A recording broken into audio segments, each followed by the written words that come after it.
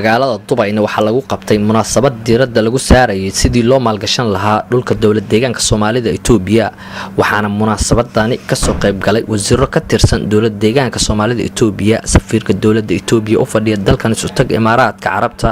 qonsulka guud ee dowladda federaalka Ethiopia oo fadhiya magaalada Dubai xildhibaano kamid ah baarlamaanka dowladda Kenya qaar kamid ah ganacsatada Soomaaliyeed iyo waliba mas'uuliyiin ka socday shirkadda Haas Petroleum munaasabadani ayaa ahayd mid ay soo qaban qaabiyeen shirkadaha Haas Petroleum iyo shirkadda weyn ee Skyline Group waxaana lagu qabtay hotel Radisson Blu ee magaalada Dubai wadankan isu tag Imaaraadka Carabta waxaana ugu horeyn madashaasi ka hadlay Cabdiqaadir Axmed Xuseen kamid ah mas'uuliyiinta ugu sareysa Haas Petroleum dowladda gobolka Soomaalida in badan buu ka dambeeyay gobolada kale maadaama uu in badan ka dambeeyay waxay ila tahay oo codsi naga ah in dowladda dhexe aad weydiisataan si yarahe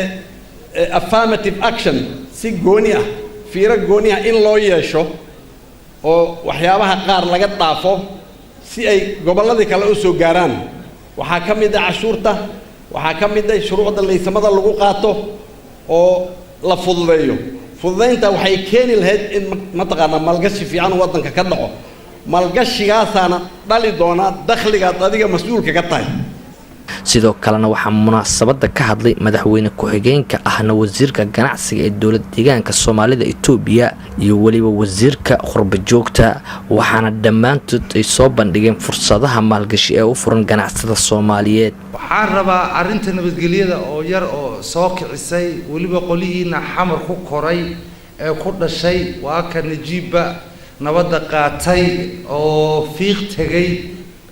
jigjiga tagay bal inaa horta wadankii mar noo timaadiin oo aragtiin fursadaha ka jira markaad aragtiin fursadaha ka jira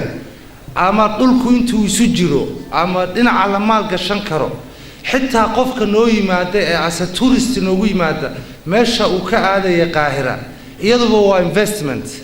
aan la socono shacabka Soomaalida waa shacab active ah aad iyo aad ugu fiican ganacsiga aan la mid ahayn shucuubta kale ee Geeska Afrika waxaan wada ogsoonahay Nairobi ayaga dhisay South Africa ayaga dhisay Kampala ayaga dhisay wadamo fara badan bay haddana gacanta ku hayaan ee howlo fara badan ka hayaan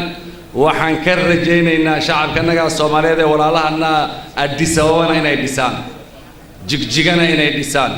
dhagax buur iyo qabri dahar iyo godayna inay dhisaan maalkiina keena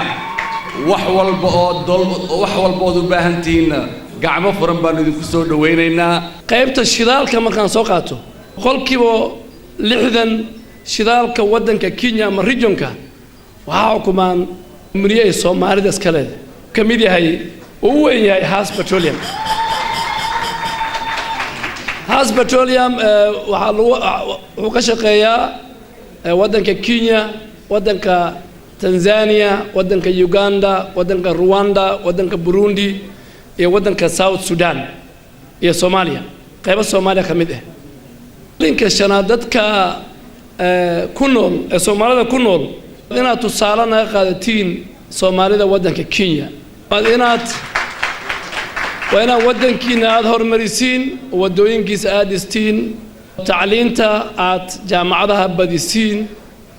sidoo kalena waxaa heeso iyo madadaalo ku soo bandhigay munaasabadani fanaaniinta ugu caansan dowlad deegaanka Soomaalida Ethiopia ayaana ka mid ahaa waqtigii lagu casuumay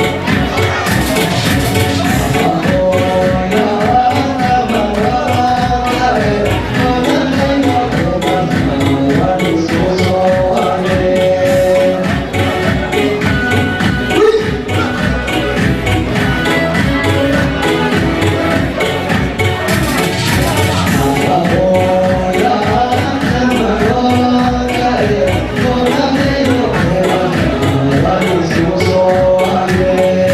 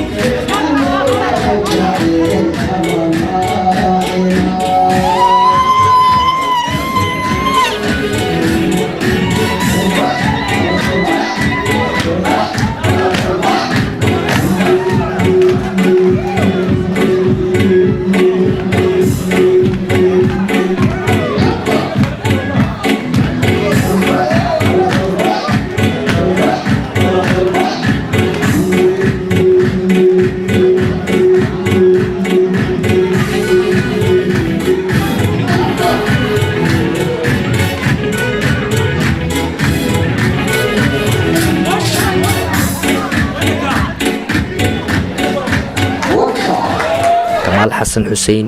kalsan TV magaalada Dubai.